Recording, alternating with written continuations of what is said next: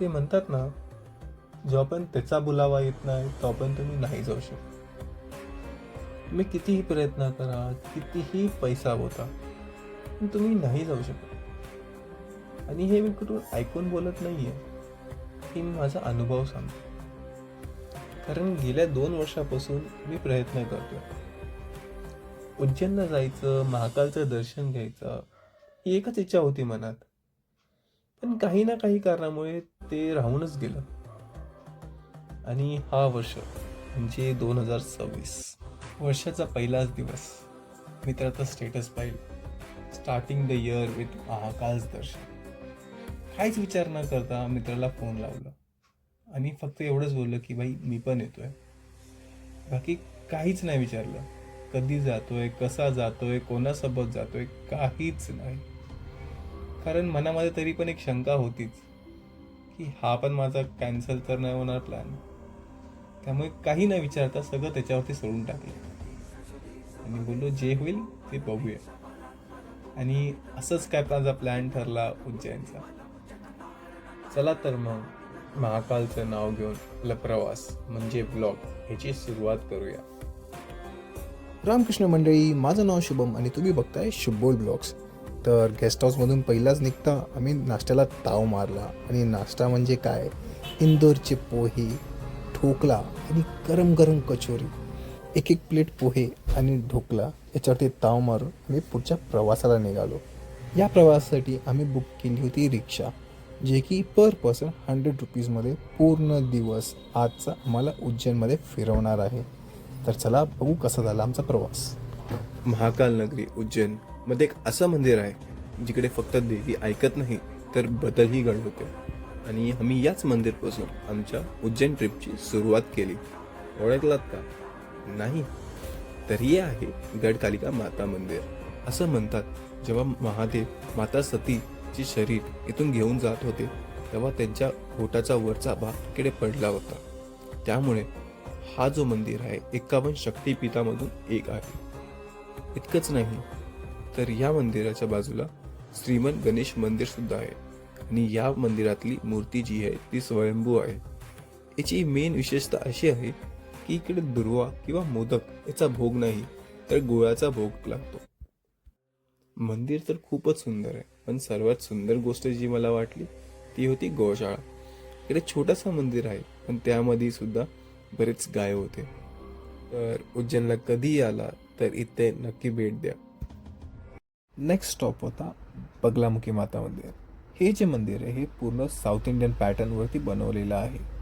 इकडे भरपूर सुंदर सुंदर अशी देवी देवतांची मूर्ती आहे. इकडे फक्त बगलामुखी माता मंदिर नाही तर बाकी बरेच मंदिर होते. इकडे आम्हाला हनुमानजीचे दर्शन झाले आणि कालभैरव यांचं सुद्धा दर्शन झालं. मंदिरातलं माझं सर्वात आवडते ठिकाण म्हणजे शिवमंदिर. शिवमंदिरमध्ये एवढी मोठी नंदी मी पहिल्यांदाच पाहिली आणि वरतून व्हाईट क्रिस्टल या धातूचा शिवलिंग जो की खूपच सुंदर दिसत होता. महादेवाचं दर्शन घेऊन पुढच्या प्रवासाला निघालो, कारण पुढचा प्रवास थोडा हटके असणार आहे. एक असं मंदिर जिकडे देवाला फूल नाही तर दारू अर्पण केली जाते. दारू? बरोबर ऐकलं. तर हे मंदिर आहे उज्जैन रक्षक, कालाचे स्वामी, महाकालचा अवतार म्हणजे काल भैरव. दारू ऐकून आश्चर्य झालात ना? मलाही तेवढाच आश्चर्य झाला जितका तुम्हाला झालाय. पण खरं सांगू तर हे अर्पण नाही तर त्याग आहे. बरेच लोक यांना ट्रेंड म्हणून दारू चढावा तर घेऊन जातात, पण बरेच लोकांना यामागचा अर्थ सुद्धा माहिती नाही. खरी मान्यता तर अशी आहे, ज्या वाईट व्यसनाचा तुम्हाला त्याग करायचा असतो जसे की दारू, ह्याचं अर्पण तुम्ही कालभैरवांना करतात आणि प्रतिज्ञा घेतात की यापुढे मी ह्याचं सेवन नाही करणार. दुर्दैवाने सोशल मीडियावरती तर ट्रेंडच चालू आहे की कालभैरवला जायचं तर दारू घेऊनच जायचं, कालभैरव दारू पितात. आणि यात सोशल मीडियाची चुकी सुद्धा नाही, यात कुठे ना कुठे आपली निष्काळजी पण आहे. कारण आपल्याला आपल्या स्वतःच्या धर्माबद्दल माहिती नाही आणि याच गोष्टीचा फायदा उचलून बरेच लोक आपल्या धर्मावर टीका करतात.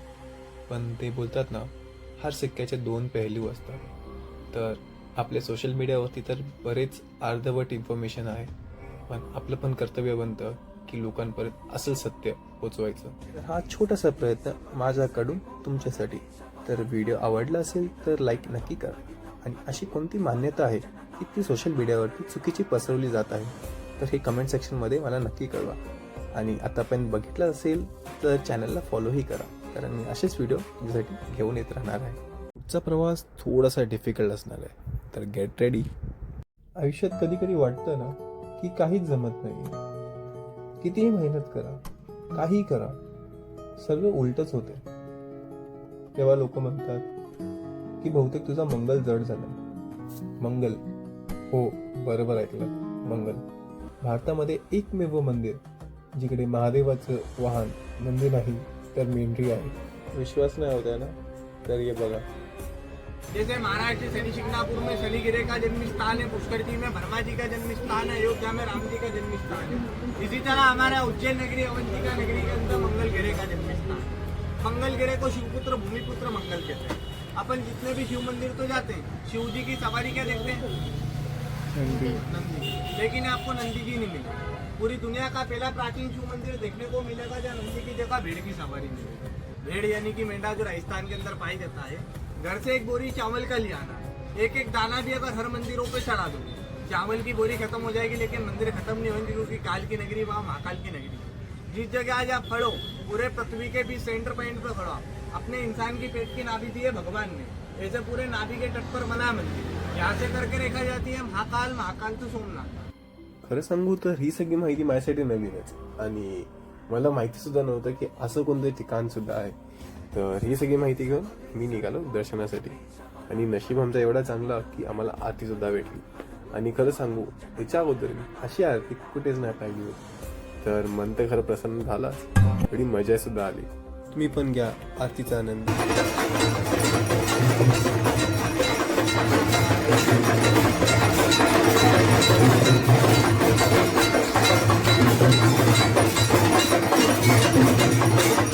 आरतीने मन प्रसन्न झालाच होता, पण बाहेर आल्याला असे सुंदरसा दृश्य दिसला.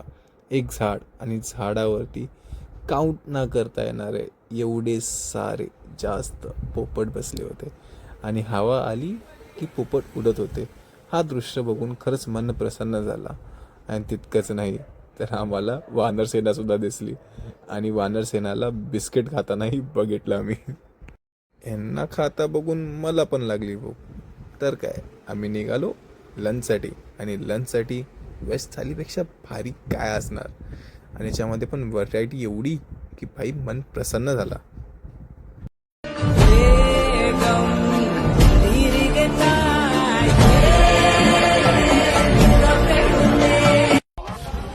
रामकृष्ण हरी मित्रांनो, तर आत्ताच येणार असं झालेलं आहे. हरिसिद्धी माताचं दर्शन काल केलं, पण एक स्पॉट राहिलेलं आहे. तर आता ते स्पॉट कव्हर करायला चालू आहे.